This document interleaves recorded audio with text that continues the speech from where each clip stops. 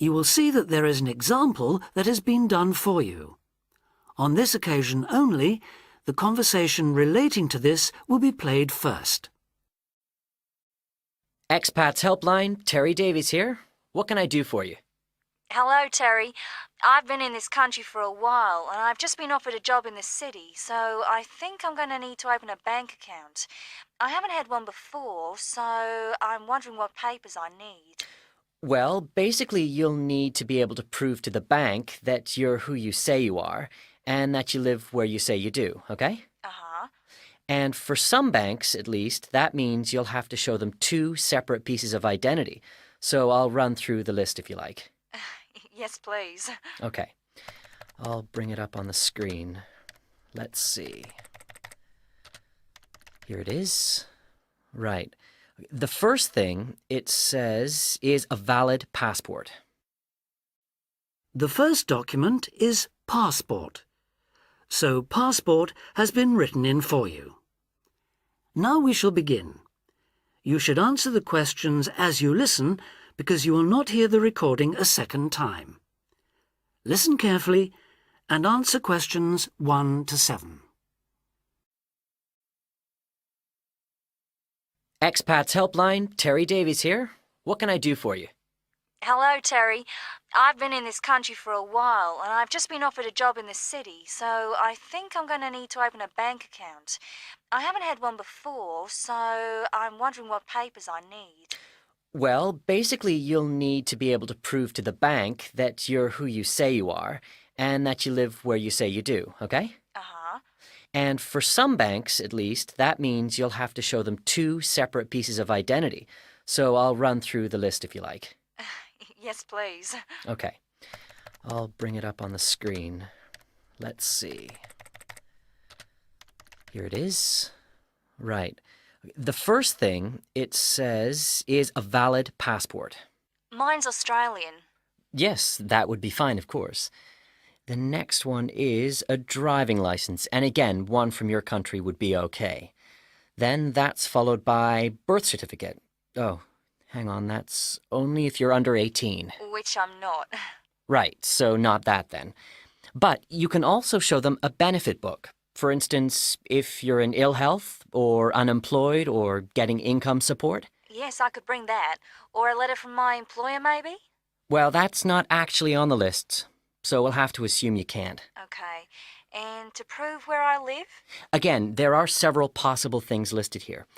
For instance, you could use a bill for council tax, or something else for where you live, such as an insurance certificate. I've got one of those, somewhere among all my papers. But what about bills? Things like phone bills, I mean. As long as it has your address on it, yes, fine.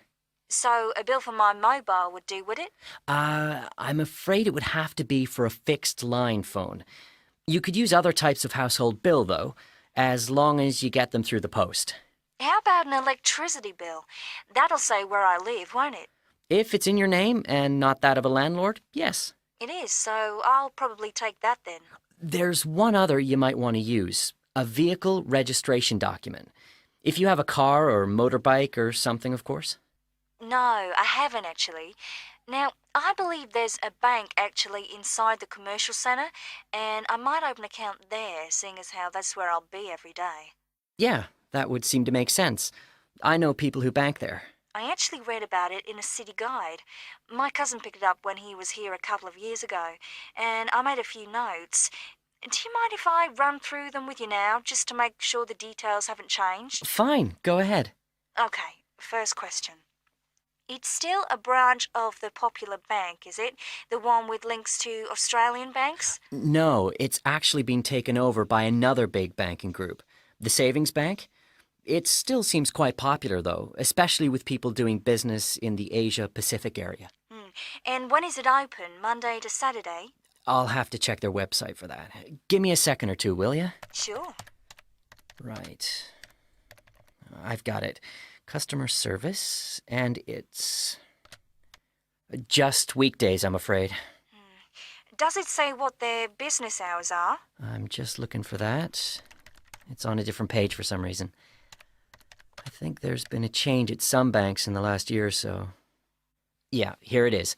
It's open from 9:30 in the morning till 3:30 in the afternoon. And it's on the top floor of the main centre building, is it? Next to the travel agency? That's where it used to be, but they've since moved it to a slightly bigger place. It's on the ground floor now. Oh.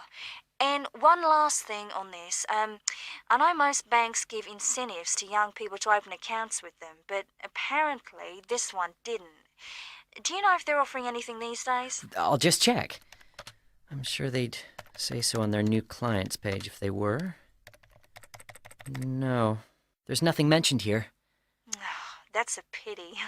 I was quite looking forward to getting my free gift.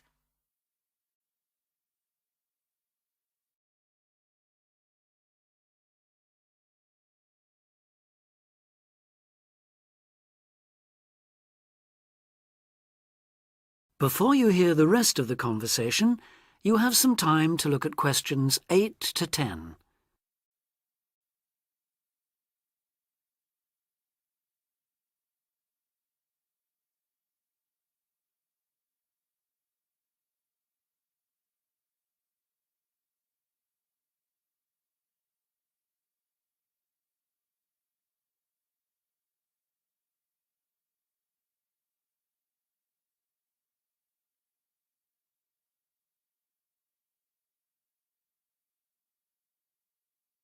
Now listen and answer questions 8 to 10. There are plenty of other banks within walking distance, you know. It may be worth shopping around to see what they've got to offer. Longer opening hours, including Saturdays, perhaps less crowded. Can you tell me how to get to a couple of them? I know where the commercial centre is, so that's probably my best starting place. Sure. For the Royal Bank, you need to turn left when you leave the centre, go along Market Street past the post office, and turn left up Bridge Street past the Shaw Theatre. Then you take the first right. You'll see an internet cafe on the other side, and the Royal is just a bit further along on the right, directly opposite the Park Hotel. Okay, I've got that. What about the Northern Bank? For that one, you turn right as you come out of the centre and go along Market Street until you come to the junction with West Street. There you turn right again and carry on up as far as the next junction where you take a left. You'll see the bank from there. It's the third building on the right. Fine. And the last one, the National Bank? You can go either way from the centre, really. Up West Street or Bridge Street and then along past City Hall. The bank is on the other side of the road, right next to the tourist office. You can't miss it. Great. Thanks a lot for your help. Anytime. Bye. Bye. That is the end of section 1.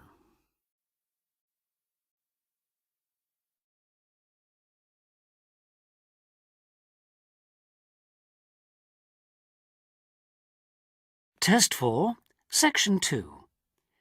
You will hear an extract from a talk about employment interviews.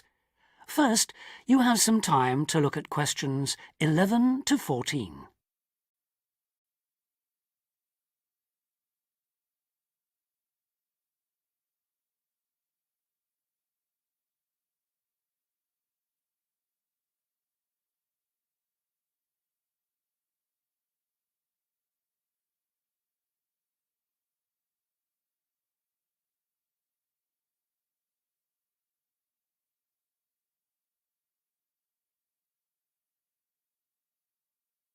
Now listen carefully and answer questions 11 to 14.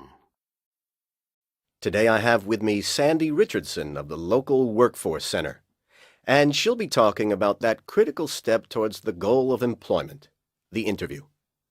Sandy, what is an interview for, and what's the best way to approach it? A job interview is simply a meeting between you and a potential employer to discuss your qualifications and see if there is a fit. The employer wants to verify what they know about you and talk about your qualifications. If you have been called for an interview, you can assume that the employer is interested in you.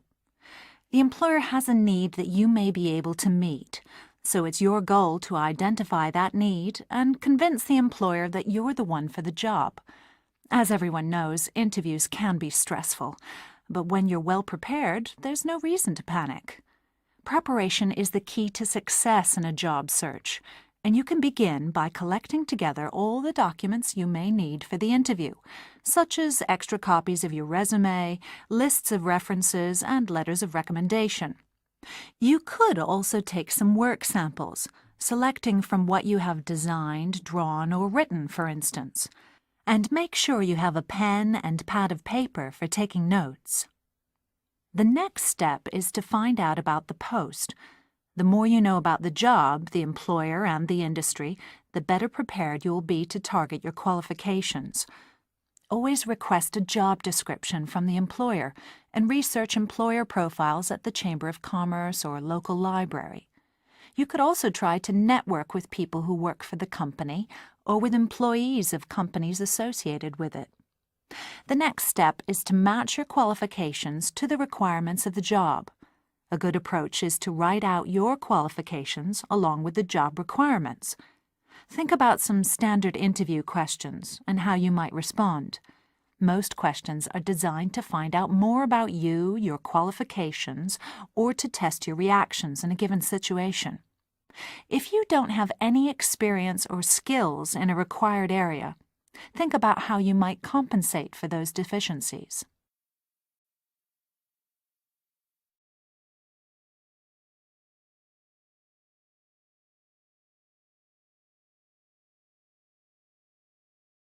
Before you hear the rest of the talk, you have some time to look at questions 15 to 20.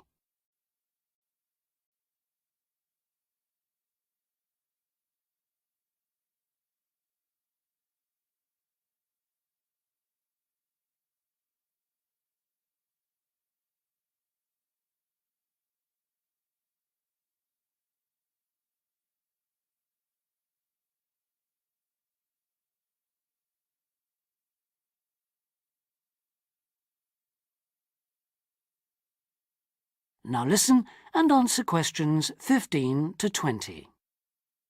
During an interview, it's important that you be yourself.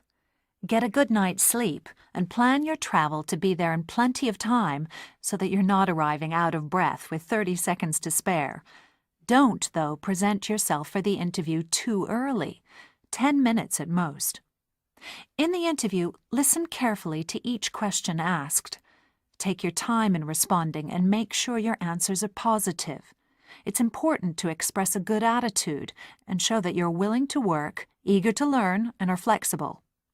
If you are unsure of a question, don't be afraid to ask for clarification. In fact, it's sometimes a good strategy to close a response with a question for the interviewer. In general, focus on your qualifications and look for opportunities to personalize the interview. Briefly answer questions with examples of how you responded in comparable situations, from either your life or previous job experiences. Something you should avoid are yes or no responses to questions, but don't dwell too long on non-job-related topics. Use caution if you are questioned about your salary requirements. The best strategy is to avoid the question until you have been offered a job.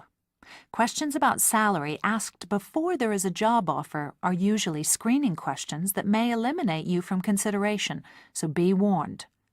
On the other hand, it isn't inappropriate to show your enthusiasm if your first impressions of the interview and of the employer are good ones. So, if the job sounds like what you are looking for, say so. Keep in mind that the interview is not over when you are asked if you have any questions. Come prepared to ask a couple of specific questions that again show your knowledge and interest in the job. Close the interview in the same friendly, positive manner in which you started. When the interview is over, leave promptly. Don't overstay your time. Think about the interview and learn from the experience. Evaluate the success and failures. The more you learn from the interview, the easier the next one will become. You'll become much more confident. To close, here are a few more tips. First, maintain good eye contact throughout the interview and be aware of nonverbal body language. Second, dress a step above what you would wear on the job. Go to the hairdressers, have a shave, etc. Remember that your appearance is a key indicator of whether you have the right attitude, so it can pay to give some thought to how you look. And finally, don't be a clock watcher. That is the end of section 2.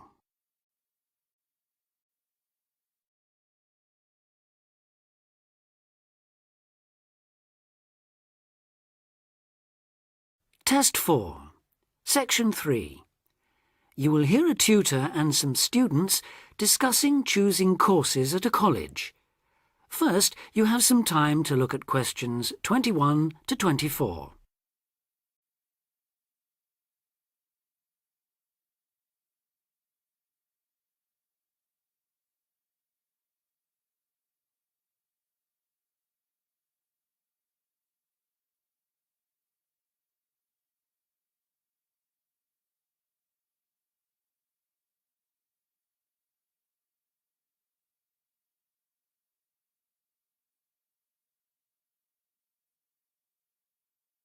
Now listen carefully and answer questions 21 to 24.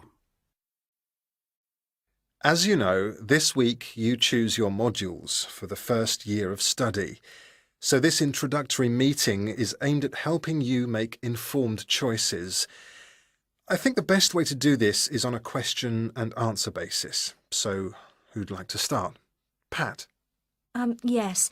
There's something I've been wondering about. Will my choice affect my career opportunities? Well, for most students, the choice of Level 1 modules won't be crucial in terms of a later career.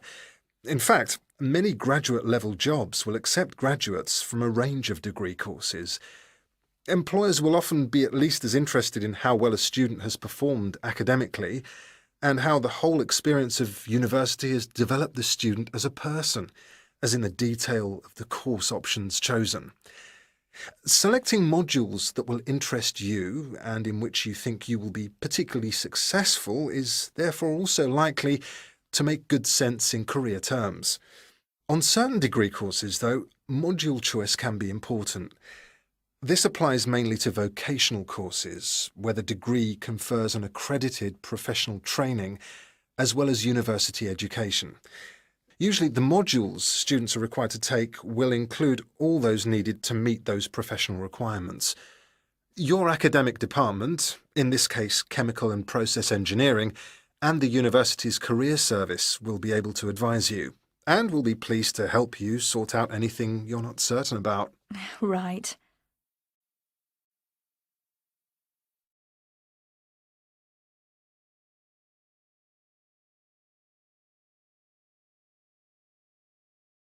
Before you hear the rest of the discussion, you have some time to look at questions 25 to 30.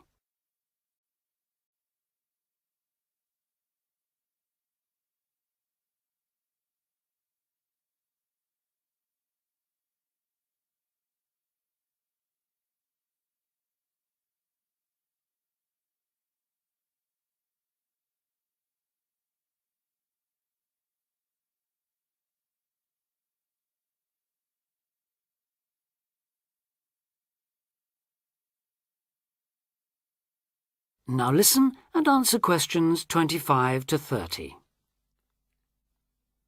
I'd like to ask a few things about the Applied Chemical Engineering module.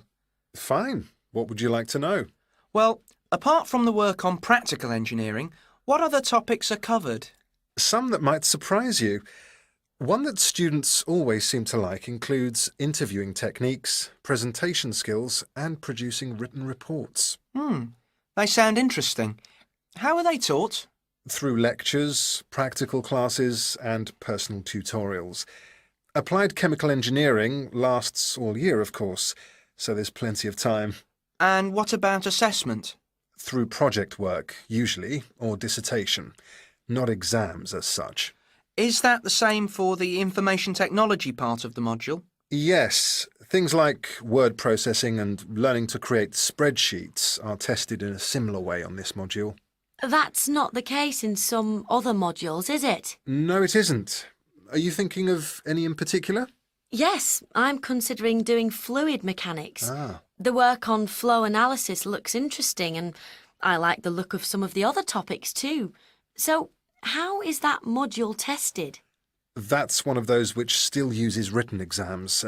The sit-down, formal type, I'm afraid. Oh, that doesn't matter. I quite like that kind, as it happens.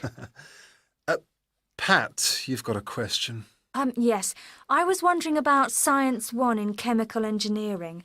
How is that organised? It's a bit different from other modules, isn't it? Yes, it aims to give the necessary basis of physics and biology for those students who haven't studied the relevant subjects at A-level or equivalent. In practice, it means that students who have already studied physics are excused the physics lectures, while those who've done biology are exempt from attending the biology lectures. In the second part of the module, you're assessed on your project work in one of those subjects. And does the teaching approach differ too? Yes, particularly in one respect. You're encouraged to learn by working out the solutions to problems for yourself. I like the sound of that. OK. Anything else? Yes, I believe it's possible to do a modern language as part of the course. Can you tell me a bit about the Spanish 1A module? Certainly. The main emphasis in 1A is on understanding and speaking, but students also learn to carry out some straightforward reading and writing tasks. Basic aspects of grammar are also introduced and practiced. The module comprises 36 hours of class contact, mainly in tutorial groups of 16 to 20, and students are expected to do approximately 64 hours of private study. It sounds interesting. I did some Spanish at the Cervantes Institute last year. Passed an exam, in fact. Ah, I'm afraid that means you can't do 1A. Oh. The regulations say this module may not be taken by students with a qualification in Spanish, though you could do 1B. That is the end of section 3.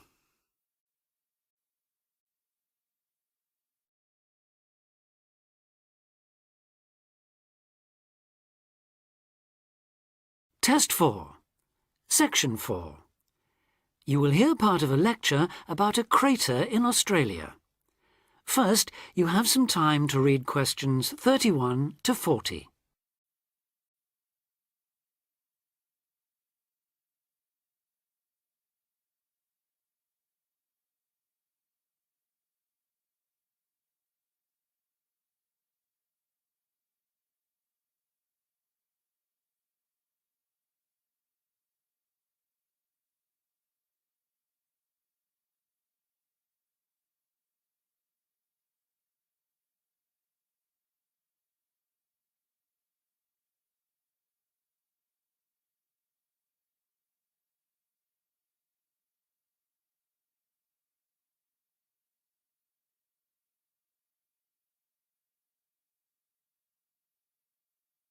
Now listen carefully and answer questions 31 to 40.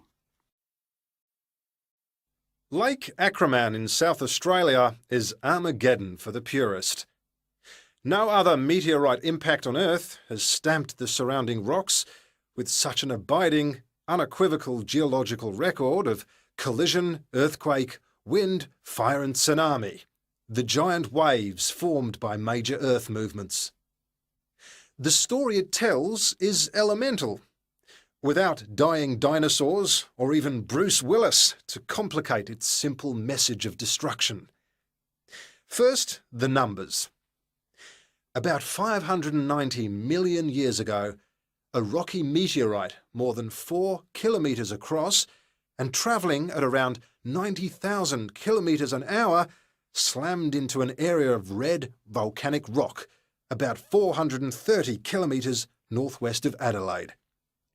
Within seconds, the meteorite vaporised in a ball of fire, carving out a crater about 4 kilometres deep and 40 kilometres in diameter, and spawning earthquakes fierce enough to raise 100-metre-high tsunamis in a shallow sea 300 kilometres away. Ancient, stable and unglaciated, the bedrock of Australia preserves some of the most photogenic impact craters in the world. Acraman is not one of them. 500 million years of erosion has taken its toll. A salt pan surrounded by low hills is all that remains to mark the site of the cataclysm. The true nature of the place dawned on geologist George Williams of Adelaide University in 1979. Gazing at a sheaf of newly acquired satellite images, he saw the small circular shape of Lake Acraman surrounded by a ring of faults and low scarps 40 kilometres across, and an outer ring twice this size. A year later, he made it to the site. On islands near the centre of the lake, Williams found bedrock shattered in a conical pattern that experts consider a sure sign of a meteorite impact. Except for a crater, which had long since eroded, the area was a textbook example of an impact site. In 1985, further intriguing evidence turned up. Vic Gostin, another Adelaide geologist, had been studying a thin band of fragmented red volcanic rock in 600-million-year-old shale in the Flinders Ranges, more than 300 kilometres east of Acraman. To his bewilderment, the volcanic chunks turned out to be 1 billion years older than the shale. Where had they come from? Comparing samples, Gostin and Williams found that their rocks were identical. The red rock in the Flinders Ranges had been blasted there from Acraman. Later, the same material turned up at sites 500 kilometres from Acraman.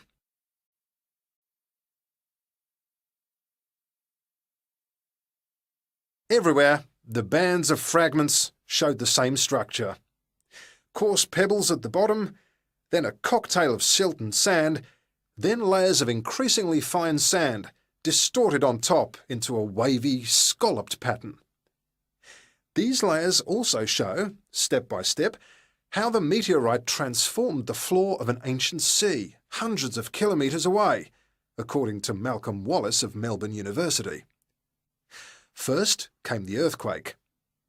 Travelling at about 3 kilometres a second, shock waves arrived offshore within a minute or two of the collision, stirring up the water with clouds of silt as the seabed shook.